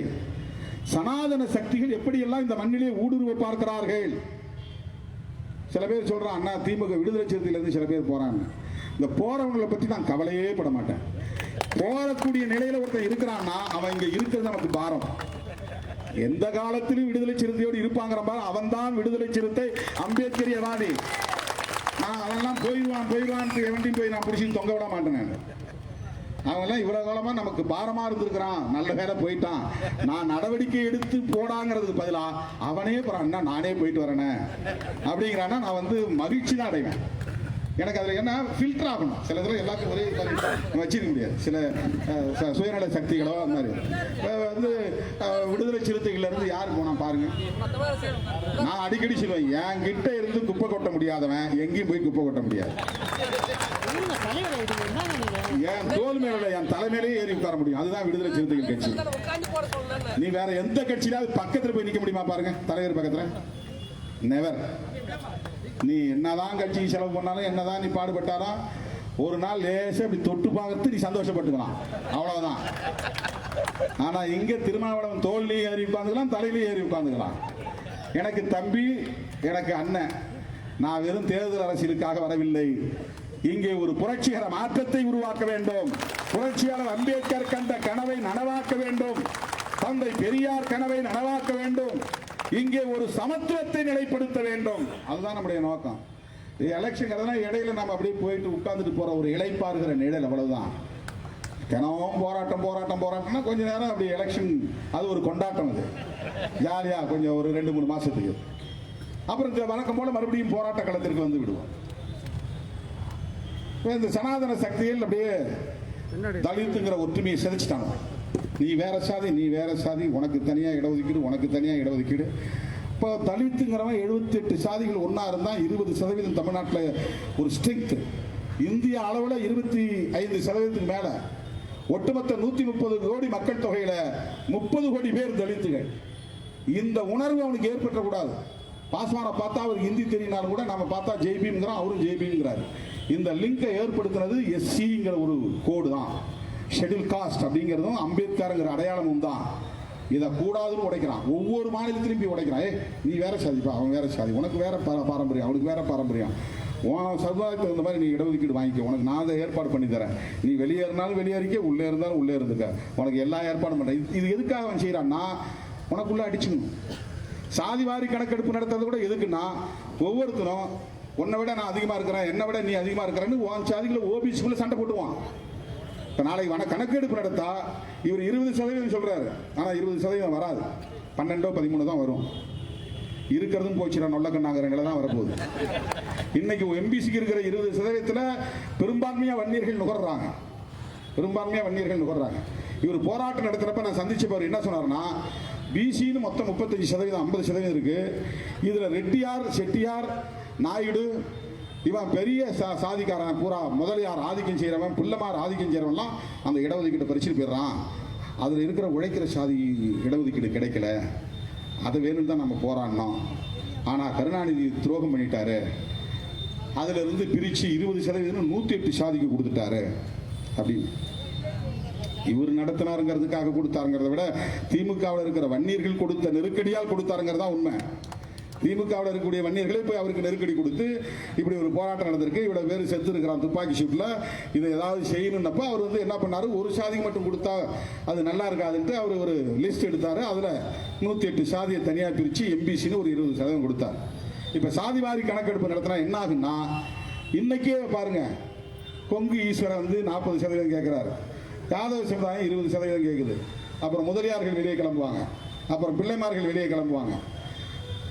இப்படி வந்து ஒவ்வொரு சாதியும் வெளியே வந்துடுவாங்க. அவங்க மக்கள் தொகை அடிப்படையில் இடஒதுக்கீடு வேணும்பா. சண்டை இங்கே தான் நடந்துகிட்டு இருக்கும். மோடி என்ன பண்றான்னு நம்ம கேட்க மாட்டோம். புரியுதுங்களா? அவங்க சக்தி என்னன்னு, அவங்களுடைய சதி என்னன்னு. இதுதான் சனாதன புத்தி. ஓபிசி ஒற்றுமை கூடாது, தலித் ஒற்றுமை கூடாது. இந்திய அளவில் ஓபிசி நியூமெரிக்கல் ஸ்ட்ரென்த் அப்படின்னு எடுத்துக்கிட்டா எவ்வளவு பெரிய சக்தி. அதை வந்து சிதைக்கணும், சிதறடிச்சுட்டா இந்துங்கிற பேர்ல மட்டுமே கையில வேலை கொடுத்து, நீ எந்த சாதியா இருந்தாலும் பரவாயில்ல பாரு, நான் வந்து ஒரு ஒடுக்கப்பட்ட சாதிக்காரனையே தலைவராக்கிட்டேன், அவன் கையில வேலை கொடுத்துட்டேன். பங்காரு லட்சுமணே இருக்கிறவே நீ தேசிய தலைவராக கடைசியில் என்ன பண்ணீங்க?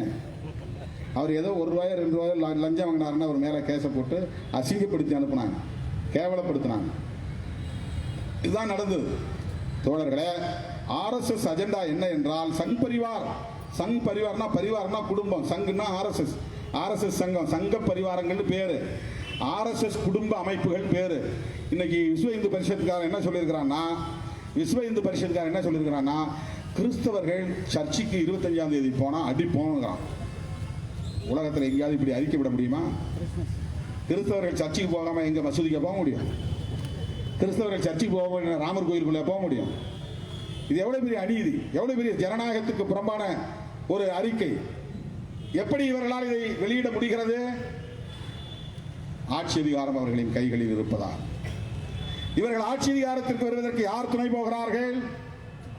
எடப்பாடி ராமதாஸ் போன்றவர்கள் துணை போகிறார்கள்.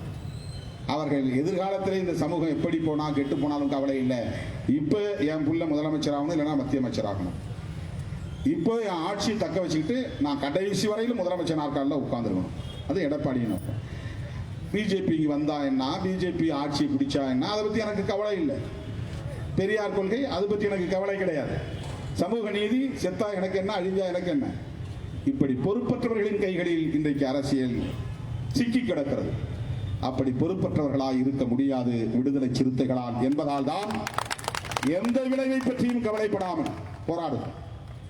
உங்களால உங்க கூட்டணிக்கு பிரச்சனை வருமானு ஒருத்தன் கேட்டான். என்னால கூட்டணிக்கு பிரச்சனை வரும்னா நானே அவங்களுக்கு சொல்லிட்டு போயிட்டு வரங்கன்னு வெளியே வந்துடுவேன். தந்தை பெரியார் எப்படி போராடினாரோ, புரட்சியாளர் அம்பேத்கர் எப்படி போராடினாரோ, அப்படி என்னோடு வருகிற தோழர்களை வைத்துக் கொண்டு நான் போராடுவேனே தவிர அதற்காக இதிலிருந்து நான் பின்வாங்க மாட்டேன் என்று சொன்னேன்.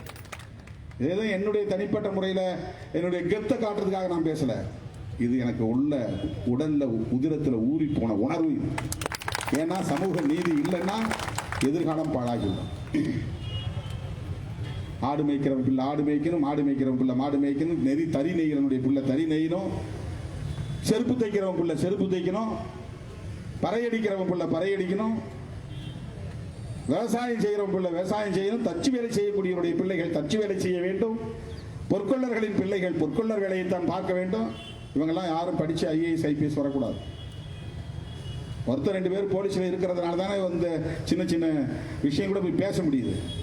யோசிச்சு பாருங்க. அவன் வெளியே சொல்றதுக்கு பயந்தாலும் கூட சின்ன சின்ன வேலைகளை இன்ஸ்பெக்டராக இருக்கிறவன், டிஎஸ்பியாக இருக்கிறவன், எஸ்பியாக இருக்கிறவன் பயந்து செய்கிறான். இன்னும் பல பேரை உள்ள வந்தானா அவனுக்கு ஒரு தைரியம் வந்துடும். இன்செக்யூர்டாக இப்போ ஃபீல் பண்ணுறான். ஒரு ஐஏஎஸ் அதிகாரியாக இருக்கிறவன் நம்ம மாவட்ட அமைப்பாளர் போனால் அவனை சந்திக்கிறதுக்கு அச்சப்பட்டாலும் கூட அவனால் முடிஞ்ச இடங்களில் பட்டா கொடுக்குறான், சர்டிஃபிகேட்டை கொடுக்குறான். வேற சமுதாயத்தை சார்ந்தவன் வந்து பழங்குடி மக்கள் போய் சர்டிபிகேட் கேட்டா இல்லவே இல்லைன்றான். ஆனா கொண்டாரெட்டியா இருக்கிறவன் மாற்றி சர்டிபிகேட் போக சர்டிபிகேட் கேட்டானா அவனுக்கு கொடுத்துறான். ரெட்டியார் சமூகத்தை சார்ந்தவன கொண்டாரெட்டியில் போட்டு கொடுக்குறான் போலி சான்றிதழ். கிட்டத்தட்ட 3% பேர் போலி சான்றிதழை எஸ்சி எஸ்டி வாங்கிட்டு வேலையில் இருக்கிறாங்க. எஸ்சி எஸ்டி ஆர்கனைசேஷன் கூட இருந்துட்டு எவனா குழப்பம் பண்ணான்னா ஒரு வேலை போகஸா இருப்பாங்க, போலியா இருப்பான். அவன் அதில் வந்து தலைவராக வந்துடுறானோ போலி சான்றிதழ் வாங்கிட்டு அந்த சங்கத்துக்கு. எனவே அடிப்படையிலே ஆர்எஸ்எஸ் மைண்ட் செட் என்னவென்றால், சங் பரிவார்களின் உளவியல் என்னவென்றால், சூத்திரர்களோ பஞ்சமர்களோ கல்வி கற்கக்கூடாது. அதனால தான் போஸ்ட் மெட்ரிக் ஸ்காலர்ஷிப்ல கை வைக்கிறான். இது சொல்லிக்கொண்டே போகலாம் தோழர்களே. போஸ்ட் மெட்ரிக் ஸ்காலர்ஷிப்பை இவர்கள் நிறுத்துவதற்கு பொருளாதார நெருக்கடி காரணம் இல்லை. அரசாங்கவின் கஜானாவில் பணம் இல்லாமல் இதை நிறுத்துகிறார்கள் என்று பொருள் இல்லை.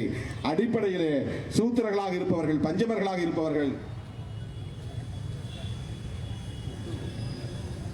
படிக்கக்கூடாது என்பதுதான். படிப்பதால் தான் இவன் சனாதனத்தை பற்றி எல்லாம் கேள்வி எழுப்புகிறான். எனவே இவர்கள் படிக்கக்கூடாது. அதைவிட முக்கியமாக நான் மறுபடியும் சொன்னதை வலியுறுத்தி சொல்ல விரும்புகிறேன். இந்திய அரசமைப்பு சட்டத்தை உதறி எறிந்துவிட்டு புதிய அரசமைப்பு சட்டத்தை எழுத வேண்டும் என்பதுதான் சங் பரிவார்களின் நோக்கம். புதிய அரசமைப்பு சட்டம் என்பது வேறொன்றுமில்லை, அவர்கள் போற்றுகிற, மதிக்கிற, வழிபாடு செய்கிற மனு நூல் தான் அவர்கள் விரும்புகிற அரசமைப்பு சட்டம். இந்த சோசியல் ஆர்டர் பாதுகாக்கப்படணும். இந்த சமூக ஒழுங்கை பாதுகாக்க வேண்டும். இந்த சமூக ஒழுங்கை பாதுகாக்க வேண்டுமானால் இந்த அரசமைப்பு சட்டம் கூடாது. இந்த அரசமைப்பு சட்டத்தை உதற வேண்டும். அதற்காகத்தான் கல்வியிலே கை வைக்கிறார்கள், சமூக நீதியிலே கை வைக்கிறார்கள், பெண்களின் உரிமைகளிலே கை வைக்கிறார்கள். மக்கள் தொகையில பாதிங்க பெண்கள். 1000 பேர் இருக்குன்னா 500 பேர் பெண்கள். அப்ப இடஒதுக்கீடு வந்து நமக்கு 19% இருக்குன்னு சொன்னா 19%த்துல 9.5% பெண்களுக்கு கொடுக்கணுமா இல்லையா? ஒரு இடத்துல 4 போஸ்ட் வந்து எஸ்சி போடுறான்னா 2 பெண்கள் 2 ஆண்கள் போடணுமா இல்லையா? ஏன் 2 பெண்களுக்கு போறதில்ல? படிக்கலன்றான். ஏன் படிக்கல? நீ கொடுக்கல. பொம்பளைக்கு படிக்க கூடாது, படிச்சா நாடு கெட்டு போயிடும், சமுதாயம் கெட்டு போயிடும். ஆம்பளைக்கு கட்டுப்பட்டு இருக்க மாட்டான்.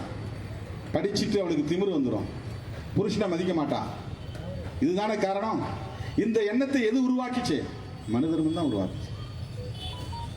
ராமாயணத்திலே பாருங்க, நீ வந்து அசோகவனத்தில் இருந்த, ராவணன் தூக்கிட்டு போய் அங்கே வச்சிருந்தான், அங்கே நீ உத்தமையா இருந்தங்கிறதுக்கு என்ன ஆதாரம் இருக்கு? நீ நெருப்புல குளிச்சுட்டு வா, நான் ஏத்துக்கிறேன்றான். உலகமகா உத்தமர் ராமருக்கு பொண்டாட்டி மேல சந்தேகம். அவரை எப்படி இந்துக்களுக்கு பொண்டாட்டி மேல நம்பிக்கை வரும்? எந்த நேரமும் மனைவி எண்ணி எண்ணி சந்தேகப்பட்டு வாழக்கூடிய ஆண்கள் தான் அங்கே அதிகம். அதுக்கு காரணம் மனு தர்மம் தான், மனு நூல் தான்.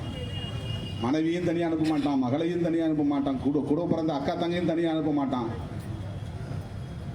தனியாக போய் அவங்களால வேலை செய்ய முடியாதான்? ஆனால் ஒடுக்கப்பட்ட சமூகத்தில் இருக்கிறவங்க சாதியை மறுத்ததால, சாதியை ஏற்றுக்கொள்ளாததால, சனாதனத்தை ஏற்றுக்கொள்ளாததால ஆணுக்கு பெண் சமம்னு 2 பேரும் காட்டில் நின்று வேலை செய்வாங்க. இவன் மண் எடுத்து வெட்டினான்னா அவன் வந்து அருவாள் எடுத்து அறுத்துக்கிட்டு இருப்பான். நீங்க இந்த மாதிரி பிராமண சமூகத்தில் எங்கேயாவது பார்த்துருக்கீங்களா? ஆணை போல பெண்ணும் சேர்ந்து ஒரே இடத்துல வேலை செய்து பார்த்துருக்கீங்களா?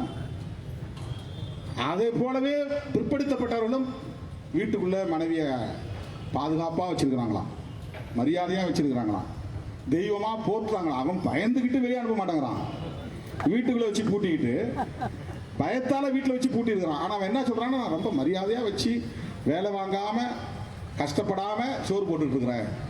ஆனா உண்மை அது இல்லை. மனு தர்மம் அவனுக்கு போதித்த புத்தி என்னன்னா, மனைவி வெளியே போனா நடந்து கெட்டு போயிடும், வேலைக்கு அனுப்பக்கூடாது. அதுதான் காரணம். ஆனால் ஒடுக்கப்பட்ட சமூகத்தில் ஆணும் பெண்ணும் சமமாக வேலை செய்கிறார்கள். வீட்டு வேலையாக இருந்தாலும், காட்டு வேலையாக இருந்தாலும், உழைப்பாக இருந்தாலும், உழைக்கிறவர்களிடத்தில் எந்த காம பார்வையும் இருக்காது, காம எண்ணமும் இருக்காது, சந்தேக புத்தியும் இருக்காது. அதுதான் சமத்துவம்.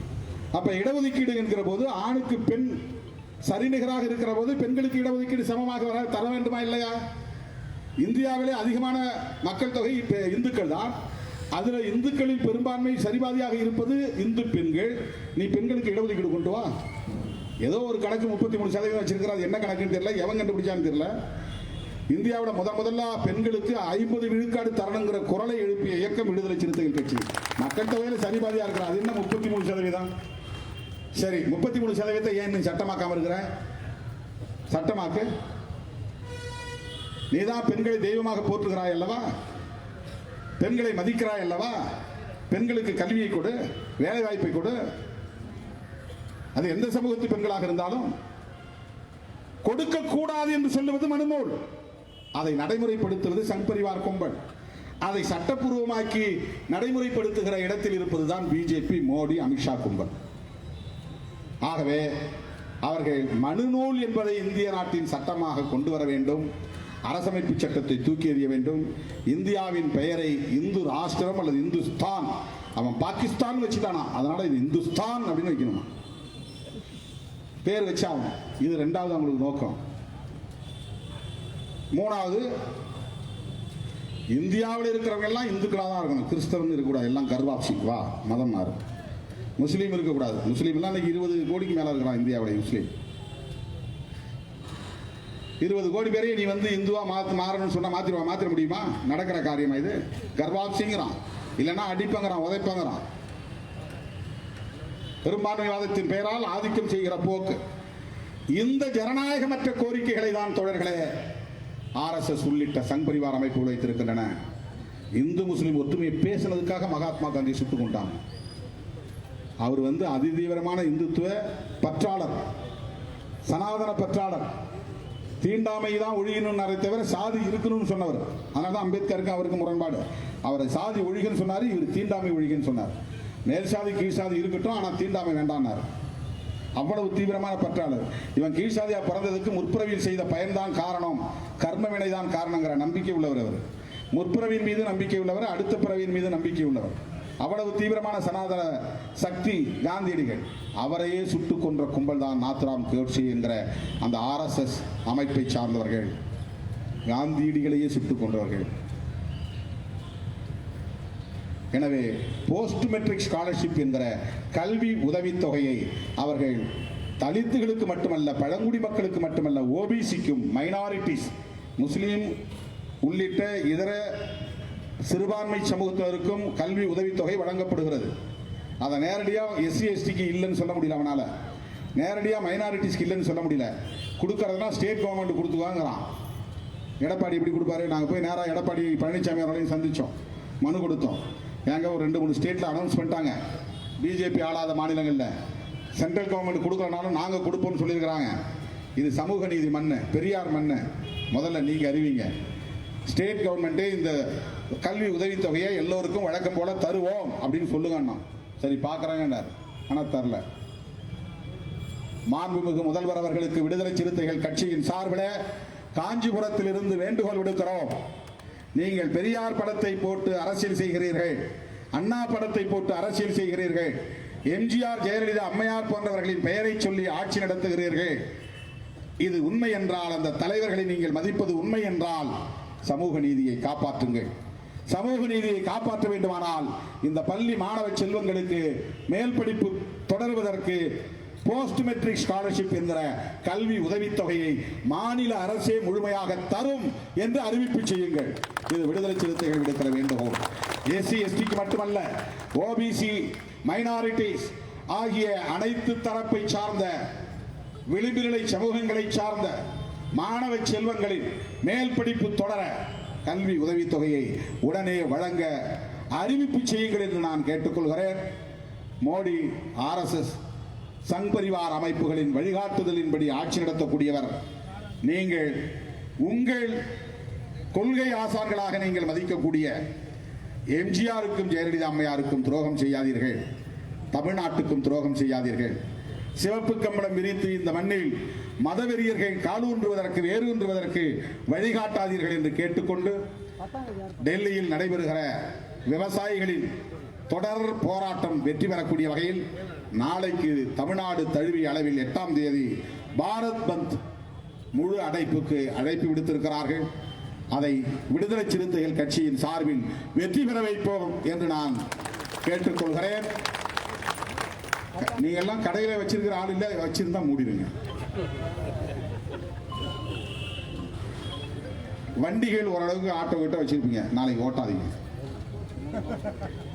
டீ கடைக்கு ஆதரவு தெரிவிச்சு பாரத் பந்த்னா வண்டிகள் ஓடக்கூடாது, கடைகள் திறக்கக்கூடாது, இதெல்லாம் செஞ்சாதான் பாரத் பந்த். இந்தியா முழுவதும் பொது அடைப்பு, முழு அடைப்பு. அதற்கு அடுத்து 10ஆம் தேதி அது போராட்டம் இன்னும் தொடரும். ஏன்னா இவங்களும் விடாக்கொண்டன் கொடாக்கொண்டன் விடாக்கொண்டன் மகன்ல, அவன் கொடாக்கண்டன், இவங்க விடாக்கண்டன். யாரு? விவசாயிகள். நீ கொடுக்கிறவர்கள விட மாட்டேன்னு இவங்க, நான் கொடுக்கவே மாட்டேன்னு அவங்க. அவங்க கார்பரேட்டுகளுக்கு செல்ல பிள்ளைகள். இது கார்பரேட்டுகளால் நடத்தப்படுகிற அரசும் கூட. இன்னொரு புறம், ஒரு பக்கம் சனாதனவாதிகளும், இன்னொரு புறம் கார்பரேட்டுகளும் சேர்ந்து கொண்டு நடத்துகிற அரசு தான் மோடி அரசு. மோடி அரசு. ஆகவே விவசாயிகளின் போராட்டம் இல்ல, புதிய இந்த வேளாண் சட்டங்களை முழுமையாக திரும்ப பெற, மின்சார சட்டத்தை திரும்ப பெற வலியுறுத்தி நம்முடைய விடுதலை சிறுத்தைகள் கட்சியின் சார்பில் 10ஆம் தேதி தமிழ்நாடு முழுவதும் இதே போல கண்டன ஆர்ப்பாட்டம் நடைபெறும் என்பதை தெரிவித்துக் கொள்கிறேன். இந்த இடத்தில் 10ஆம் தேதியும் நமது கட்சியின் சார்பில் ஆர்ப்பாட்டம் நடைபெறும். ஒருவேளை நான் இங்கே இருக்கக்கூடிய நிலை இருந்தால் அந்த ஆர்ப்பாட்டத்தில் உங்களோடு பங்கேற்பேன் என்பதை தெரிவித்துக் கொண்டு, மத்திய மாநில அரசுகளின் சனாதன போக்குகளை கண்டிப்பதோடு சமூக நீதியை நிலைநாட்ட மாநில அரசு உடனே முன்வர வேண்டும். மோடி அரசிடம் கெஞ்சிக் கொண்டு இராமல் மாநில அரசே அனைத்து மாணவர்களுக்குமான கல்வி உதவித்தொகையை வழங்கும் என்று அறிவிக்க வேண்டும் என கேட்டு, மோடி அரசு இந்த போக்கை கைவிட்டு வழக்கம் போல 60 விழுக்காடு கல்வி உதவித்தொகையை மத்திய அரசின் சார்பிலே வழங்க முன்வர வேண்டும் என்று கேட்டு வாய்ப்புக்கு நன்றி கூறி விடைபெறுகிறேன். நன்றி, வணக்கம். கண்டிக்கின்றோம், கண்டிக்கின்றோம், வன்மையாக கண்டிக்கின்றோம் மோடி அரசின் சனாதன போக்கை, எடப்பாடி அரசின் சனாதன போக்கை கண்டிக்கின்றோம், கண்டிக்கின்றோம், வன்மையாக கண்டிக்கின்றோம். தமிழக அரசே, தமிழக அரசே, உடனே வழங்கு, உடனே வழங்கு. போஸ்ட் மெட்ரிக் ஸ்காலர்ஷிப்பை உடனே வழங்கு, உடனே வழங்கு. மோடி அரசே, மோடி அரசே, போஸ்ட் மெட்ரிக் ஸ்காலர்ஷிப்புக்கு 60 விழுக்காடு உடனே வழங்கு, உடனே வழங்கு, உடனே வழங்கு. 60% உடனே வழங்கு.